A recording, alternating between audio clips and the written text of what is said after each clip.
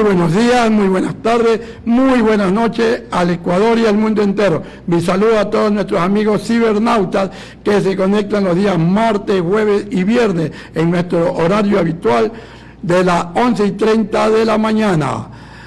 CGN Noticias, Radio y Televisión Online presenta nuestro programa Frente a Frente, un diálogo con la ciudadanía, programa grabado por el canal de televisión de la Unión Nacional de Periodistas Núcleo del Guayas.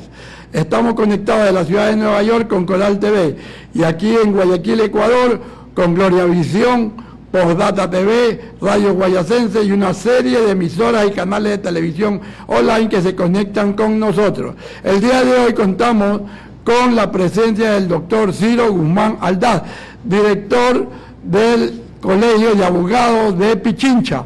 Muy buenos días, doctor. Vamos a analizar la situación que atraviesa estos momentos el Ecuador. Hay tantos temas que usted le doy la libertad que hablemos de lo que más usted crea conveniente. Adelante. Buenos días, Carlitos. Un saludo para usted y para toda la audiencia que nos escucha, no solo en el Ecuador, sino en todos los lugares del mundo. En realidad, yo creo que la situación del Ecuador en este momento es sumamente difícil, es una situación crítica. Hay, de hecho, una crisis estructural que abarca a todos los ámbitos de la vida social, política, económica del país. No hay área que no se encuentre en crisis en el Ecuador. Tenemos crisis en el sistema de justicia, crisis en el sistema de salud, crisis en el ámbito económico, crisis en el sistema político.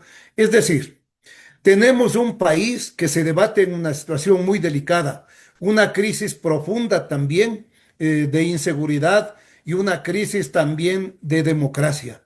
En el Ecuador en este momento estamos atravesando por una situación en la que tenemos un gobierno que ha abandonado poco a poco el respeto a la Constitución de la República, el respeto a las leyes y ha empezado a ejercer su función desde un ámbito absolutamente autoritario, prepotente, casi dictatorial. Tenemos una Constitución que está escrita, pero que no se la respeta absolutamente para nada. Tenemos un gobierno que ha empezado a cooptar todas las funciones del Estado. Ya casi no hay función que tenga independencia frente al Ejecutivo. No lo tiene el Consejo Nacional Electoral. Los últimos dos hechos más salientes son una muestra de eso. Suspensión a la Revolución Ciudadana para que no pueda participar en las elecciones. Inicio de un proceso de cancelación a dos organizaciones políticas, a Unidad Popular y Construye, es decir, para acomodarse la papeleta electoral a los intereses del presidente de la República. Tenemos un tribunal contencioso electoral absolutamente cooptado, ¿ya? Que procede al enjuiciamiento de las autoridades que el Ejecutivo cree que deben ser enjuiciadas porque no le son afines. Tenemos una Fiscalía General del Estado que responde exclusivamente a los intereses del Ejecutivo, que hace un procesamiento selectivo, es decir, una investigación selectiva de aquellos casos que cree que son necesarios para el Ejecutivo y de otros no. Y así entonces tenemos casos como los de los alcaldes de Cuenca, de Guayaquil, que han sido objeto de allanamiento y posteriormente de formulación de cargos y de enjuiciamiento. ¿Ya? Mientras hay otros casos que duermen el sueño de los justos. Ejemplo, el caso Godoy, que llevó al sistema de justicia a una crisis profunda, que intervino de manera absolutamente abierta en la voluntad de los jueces, pretendió imponer sentencias en el ámbito, por ejemplo, de los jueces anticorrupción, del doctor Carlos Serrano, cuestión que fue un escándalo gigante en el país. Es decir, tenemos un Consejo de la Judicatura totalmente cooptado, está de presidente nada más ni nada menos que el que desempeñaba antes las funciones de director del SRI y que tiene sobre sus espaldas el haber perdonado los 98 millones de dólares de deuda a la corporación Novoa en materia de impuestos. Tenemos un consejo de participación ciudadana y control social que hace los mandados del Ejecutivo, que organiza los concursos a gusto y sabor del Ejecutivo, nombra comisiones, por ejemplo, en el caso ahora de selección de fiscal del Estado, una comisión que no tiene la más mínima, diríamos, condición de ética, de probidad y de experticia profesional. ¿Qué podemos esperar de un concurso en el que quien preside la comisión de selección es una ciudadana que eh, tiene 2 años como experticia profesional de abogada, sin que haya ejercido la profesión y menos en el ámbito penal, que es donde se va a dilucidar el tema de la Fiscalía General del Estado, que es el papel que le corresponde esencialmente al fiscal general o a la fiscal general como titular de la acción penal pública? Una presidenta de la comisión de selección que calificó con 17.5 sobre 50. Es decir, mire usted, y podríamos ir enumera todas las funciones del Estado. Todo lo que le hicieron a Alejandra Villasís en el Consejo de la Judicatura, en el Ministerio del Trabajo, para impedir que se posesione. Es decir, todo esto nos muestra que estamos viviendo no un Estado de derecho, sino un Estado que va perfilándose cada vez con mayor fuerza hacia el autoritarismo, la prepotencia, hacia el estado de sitio. Mire, hoy tenemos estados de excepción y acompañados ahora del hecho de que no podemos transitar desde las 11 de la noche hasta las 5 de la mañana porque tenemos toque de queda, ¿no? Es decir, estamos entrando a vivir en estado de excepción permanente. Cada vez se amplían el número de provincias y se amplían sin que exista ni la debida justificación ni la debida motivación en las resoluciones que adoptan. ¿Qué justificación hay, por ejemplo, para que hoy se haya declarado el estado de excepción, ¿ya? Y el toque de queda en una provincia como Pichincha, en donde podemos decir, sí, existen casos de ejecuciones, casos de sicariato, pero que ni mucho menos llegan al nivel de justificar un estado de excepción y menos aún un toque de queda? Más allá, además, de que ni el estado de excepción ni el toque de queda han demostrado que tengan realmente validez para enfrentar como se debe enfrentar a la inseguridad en el país. Entonces, mire usted, esta es la realidad que tenemos en el Ecuador en este momento. Por los asesinatos, sino para coger a los narcotraficantes. Pero yo no veo en el anterior toque de queda que hayan detenido a algún narcotraficante de peso. Han cogido a gente humilde que duerme en las calles de Guayaquil, no sé si en Quito, pero en Guayaquil, gente humilde, señoras que duermen con sus criaturas en las calles. A ellas las han detenido. Pero narcotraficantes no hemos visto de peso que hayan detenido. No, evidentemente, porque además, como el toque de queda y el estado de excepción es anunciado con varios días y en algunos casos con semanas, como ocurrió la ocasión anterior, evidentemente los narcotraficantes, aquellos que se consideran que pueden ser eventualmente blancos de la persecución o la represión policial, evidentemente ellos ya se pusieron a buen recaudo. Si usted pasa la estadística de los miles de detenidos en el toque de queda, la mayoría eran ciudadanos que estaban transitando, borrachitos, gente de calle, habitantes de calle, etcétera, que estaban ahí. Es decir, los grandes capos de la mafia, del narcotráfico, etcétera, no fueron los detenidos. Y entonces, eso no pasa de ser una justificación por parte del Ejecutivo. Mire usted, tenemos la crisis energética. Empezaron los apagones de varias horas. Ya, inicialmente, ¿cuál fue la explicación que se dio? Reinberg llegó al extremo del cinismo de decir que los apagones se habían producido porque eran parte, ya, del operativo del toque de queda, de los sitios en donde ellos estaban haciendo las acciones supuestamente de los operativos de seguridad. Y claro, inmediatamente el sentido común le salió al paso, diciéndole, a ver un ratito. Aquí se ha ido la luz en Pichincha, nos hemos quedado sin energía en Quito, en varios barrios y por varias horas.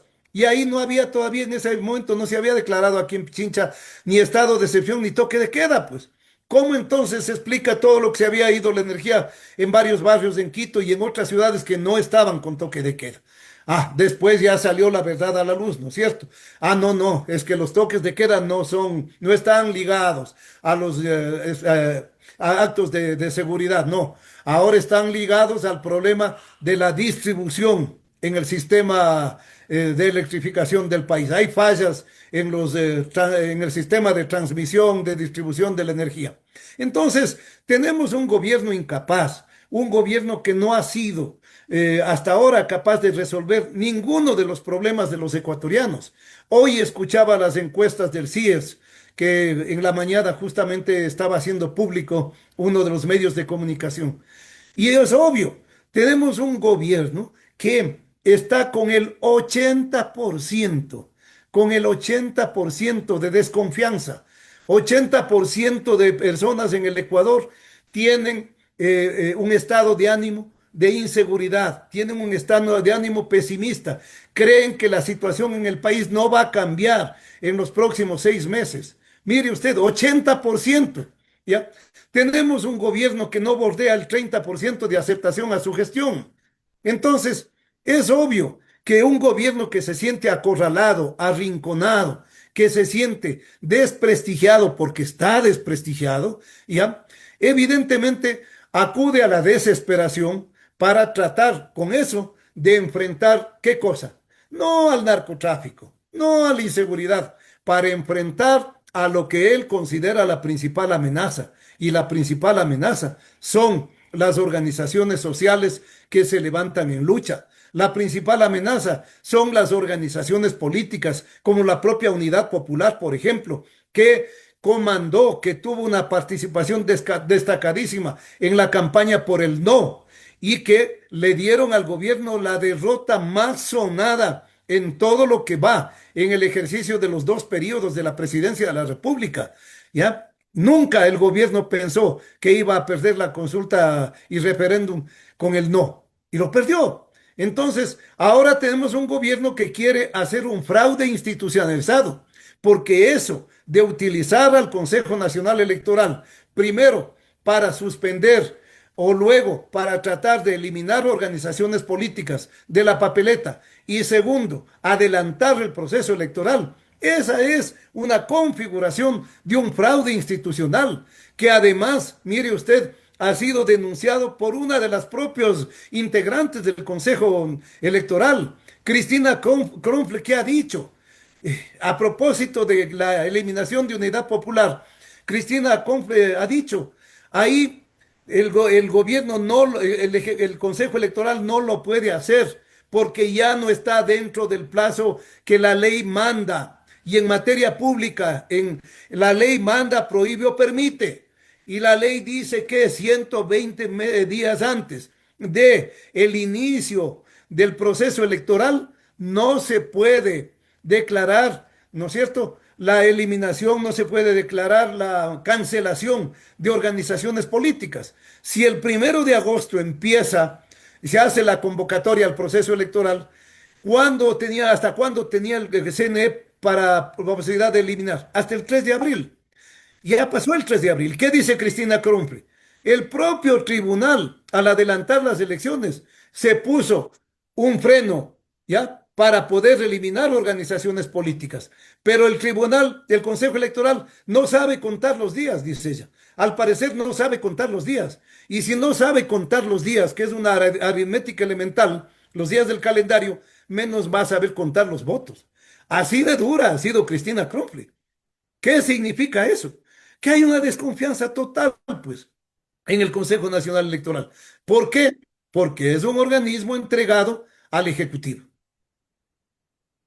Que el gobierno está tan desesperado que el día de ayer mandó a la esposa de Noboa, a la señora Balbonesi, a algún sitio donde ellos maltrataron a la gente, al sector de Otavalo, de que a dar ayuda social. ¿Y cómo fue recibida por el pueblo otavaleño? Casi la sacan ellos fue acompañada con soldados, pero igual hasta los soldados salieron salir corriendo porque la gente decía, fuera, no va afuera. Así es. Y usted recordará que cuando estaba vigente el paro, Noboa, cuando mandó ese 5.000 miembros del ejército, supuestamente en un convoy humanitario, ¿ya? Cuestión que fue cuestionado por la Cruz Roja del propio país, ¿ya? ¿Qué dijo él? Que supuestamente ellos estaban yendo a darles alimentación a los zimbabureños y a liberarles del secuestro en el que se encontraban por parte de los indígenas y del pueblo que estaba levantado en el paro. Es decir, este es un gobierno que genera una serie de narraciones, de narrativas, como dicen ahora, ¿ya? Que no obedecen a la realidad, sino obedecen simplemente al afán del gobierno de tener un país sometido a los designios de los grandes monopolios, de los cuales la Corporación Noboa forma parte. Por ejemplo, los monopolios de la minería. Acaban hace pocas semanas de reformar la ley de minería. Y mire usted, el país debe horrorizarse, pues ya está demandada la inconstitucionalidad de esa ley, de esas reformas. Pero uno de los hechos que debe horrorizarnos a los ecuatorianos es el hecho de que se incorporó en la ley de que todas las concesiones mineras que legalmente hayan sido concedidas, legalmente, ¿no es cierto?, entre comillas, hayan sido concedidas, ¿ya?, gozarán de la protección de las Fuerzas Armadas, ¿ya? Y hablan entonces de que toda la concesión, el territorio de la concesión minera estará rodeado por el ejército. Entonces no vamos a tener concesiones mineras, lo que vamos a tener es cuarteles, ¿ya?, mineros en el país. Esto es lo que vamos a tener. Además, señalando el hecho de que también prácticamente se dio de baja el informe que debía extender previamente el ministerio. Ahora resulta hay un proyecto de ley que la Asamblea ya lo mandaron a la Asamblea, en la cual quieren intervenir en las redes sociales.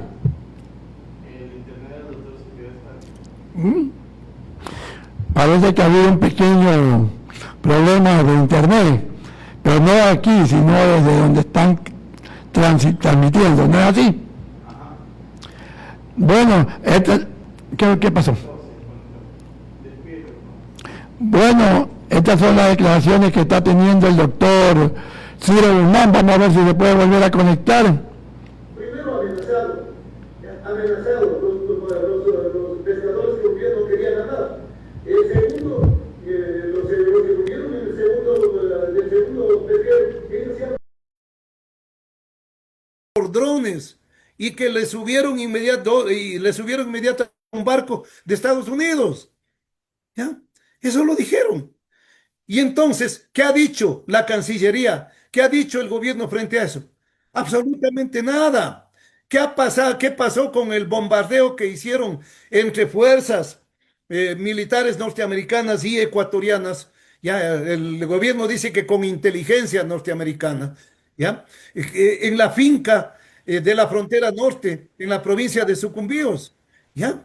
En donde lo que se bombardeó es una finca de campesinos dedicada a la agricultura, a la ganadería, con el cuento de que estaban bombardeando supuestamente un cuartel ya de los comandos de la frontera. Entonces, mire usted, aquí lo que quieren es amparados, escudados en el asunto del combate al narcotráfico, a la inseguridad que todos los ecuatorianos queremos y apoyamos, pero lo que quieren es, tomando eso como paraguas, tomando eso como escudo, en realidad ir implementando un Estado absolutamente autoritario, represivo, criminal, dictatorial, al estilo de Israel.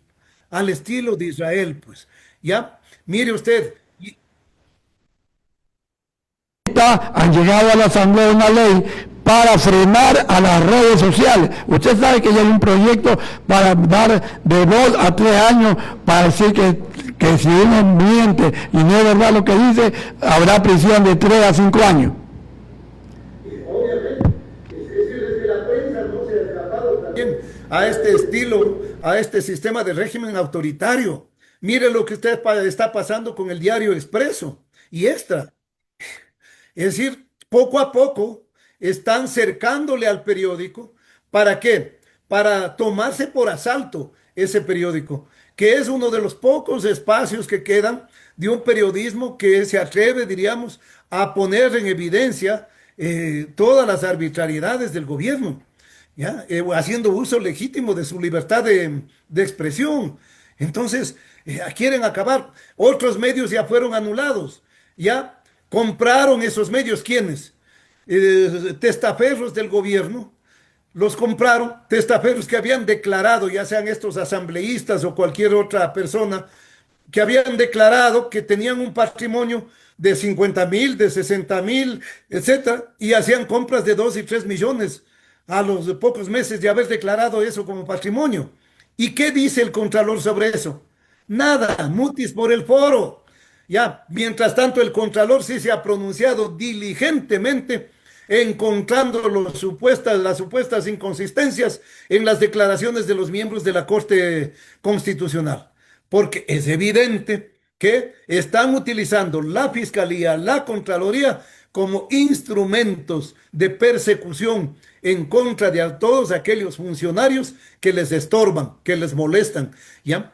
Esto es lo grave de lo que está pasando en el país. Por eso es que los ecuatorianos tenemos que organizarnos, movilizarnos, levantarnos en defensa de la democracia, en defensa de la independencia judicial. En el caso de los abogados, tenemos esta como un emblema, como una bandera. Necesitamos efectivamente un Consejo de la Judicatura que no sea instrumento del Ejecutivo, una fiscalía que no sea instrumento del Ejecutivo. No queremos en la fiscalía a exfuncionarios del gobierno, pues.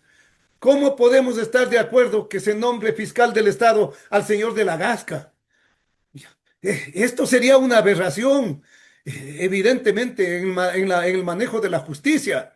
Y tenemos que levantar la voz con fuerza. Tenemos que decirlo al país. Esto no puede ocurrir. No pueden ir a la Fiscalía General del Estado quienes hayan estado ligados política, administrativamente, institucionalmente, hasta hace poco, al gobierno de turno. Esto no puede ocurrir, no debe ocurrir, porque entonces volveremos a los aciagos días en donde en el Ecuador no había democracia, de hecho ahora tampoco la hay, ¿ya? Pero en donde esto no se convierta en la norma total, porque a eso estamos llegando y esa es una situación muy grave. Tenemos un ministro de salud, es como ponerle al ratón a cuidarle el queso. Él tiene empresas de medicina, va a tener un buen tiempo para enriquecerse tranquilamente porque él estuvo en el Seguro Social y ahora viene el ministro de Trabajo y de un plumazo lo limpió. Eso lo cuestionaron desde el inicio. Y mire lo que usted acaba de decir. Cuando recién anunciaron su nombre, apareció la prohibición que tenía en el Ministerio del Trabajo. Eso, digamos, horas más, horas menos, hacia el mediodía, a las 2 de la tarde. Y resulta que a las 8 de la noche ya desapareció la prohibición, ¿no? Mientras tanto, bueno, y eso ocurrió también, usted recordará, con el caso del señor Rosero, al cual quisieron nombrarle ministro de gobierno, ¿ya? También ocurrió lo propio, ¿ya? Él tenía prohibición, ¿ya? Y en cuestión de horas, resulta que él transfirió las acciones porque la deuda era con el Instituto Ecuatoriano de Seguridad Social de la empresa, de la cual él obviamente es accionista, resulta y era representante legal, pero resulta que después de pocas horas, él ya no era el representante legal de la empresa, ya había cambiado eso y desapareció la prohibición en el Ministerio del Trabajo. Ventajosamente, él al menos tuvo la decencia de decir, no me posesiono del cargo, me retiro, ¿ya? Más allá de que siga incondicionalmente defendiendo al gobierno. Pero en este otro caso no, pues en el caso del ministro de Salud nombrado, ¿ya? Todavía no con decreto ejecutivo, no desconozco si ya se expidió el decreto, hasta ayer no se lo hacía, ¿ya? Pero en el caso del ministro de Salud, resulta que, como usted ha dicho, se lo quiere nombrar nada más que a un empresario de la salud, que tiene contratos, que tiene una serie de cosas, que fue cuestionado ya cuando estuvo desempeñando un cargo en el Instituto Ecuatoriano de Seguridad Social, precisamente por esos conflictos de intereses. Entonces, ¿qué pasa con este gobierno?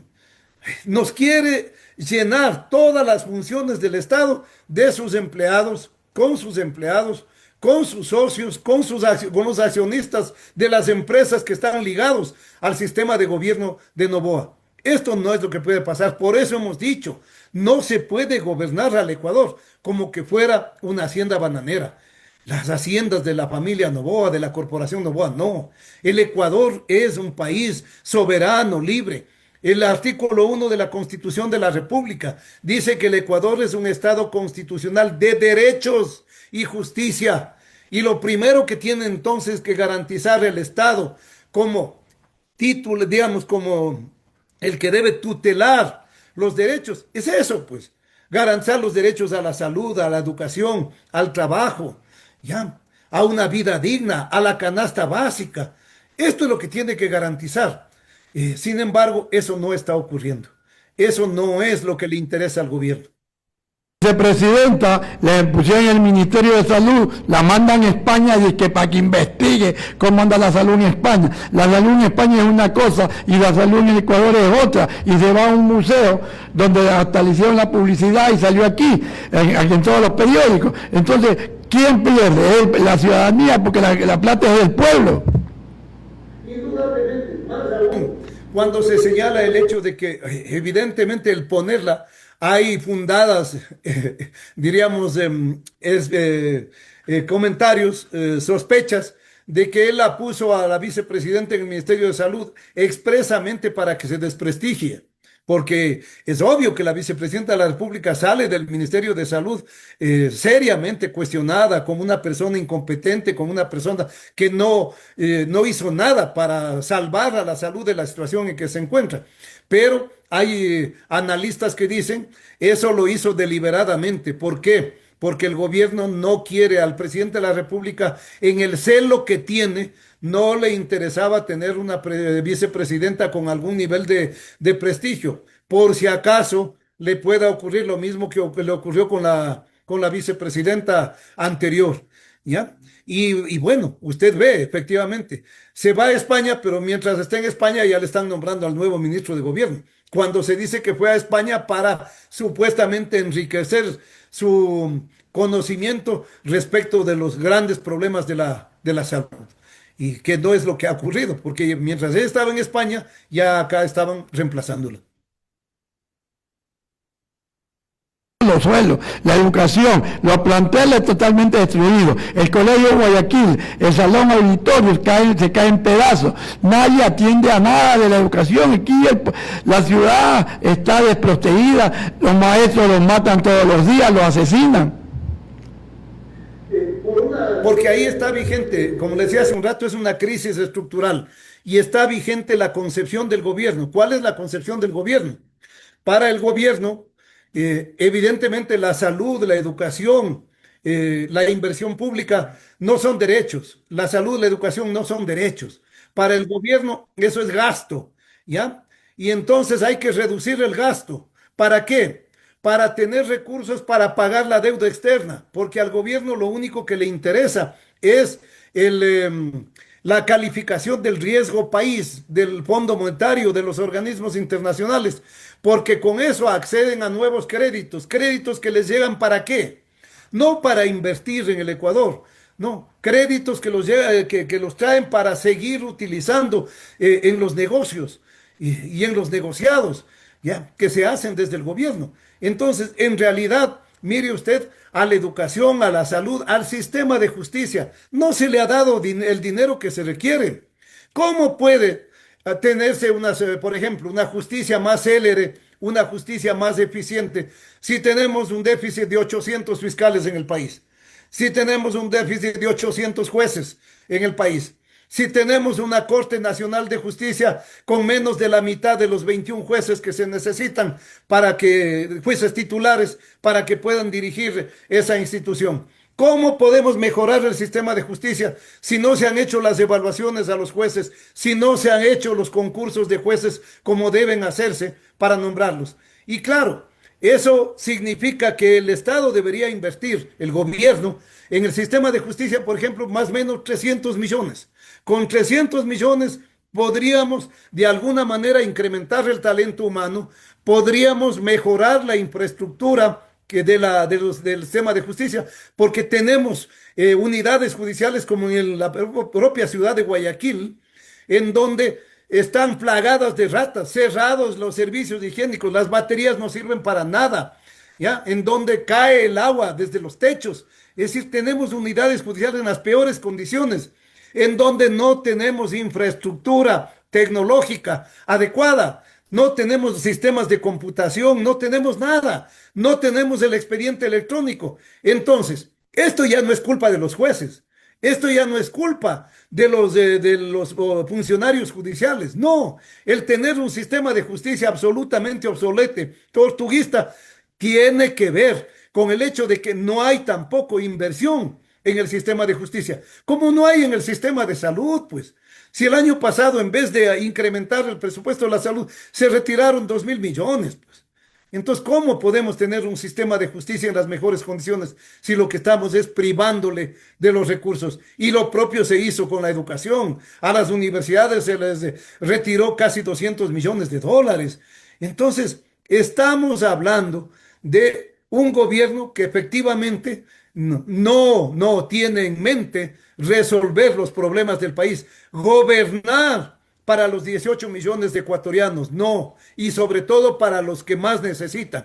Tenemos un gobierno que tiene en mente fortalecer los negocios de sus grandes consorcios, de los consorcios incluso ligados al presidente, porque mire usted que sectores del propio empresariado del país, ¿ya? De grandes empresas hoy están en contra de las medidas que ha adoptado el gobierno.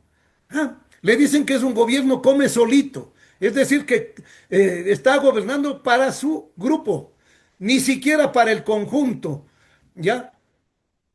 Hacemos mucho, usted sabe que a veces el tiempo, a veces no, es nuestro peor enemigo, pero agradecemos mucho y dejamos con las palabras finales.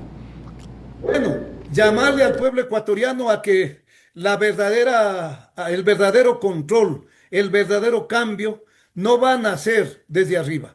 El verdadero cambio va a nacer desde abajo, tiene que nacer desde abajo. Y eso significa el fortalecimiento de las organizaciones sociales, de los gremios profesionales, el fortalecimiento de las organizaciones de trabajadores, etcétera, ¿ya? Para que juntos vayamos elevando nuestra voz y exigiendo los cambios que necesitamos en el Ecuador, empezando por un cambio en la conducción del gobierno del país. Tenemos un momento, diríamos, importante, el 1 de mayo. El 1 de mayo debe convertirse en la expresión más grande, gigante, que refleje el verdadero estado de conciencia, estado de indignación, estado de exigencia y de reclamo de los sectores populares para un cambio inmediato en el país. Y hasta una próxima oportunidad. Un abrazo desde aquí. Chao. Bueno, de esta manera estuvimos con el doctor Ciro Guzmán Aldaz contando la realidad de lo que está suscitando en nuestro querido y bello Ecuador. Hasta mañana, tendremos en nuestro horario habitual a las 11:30 de la mañana.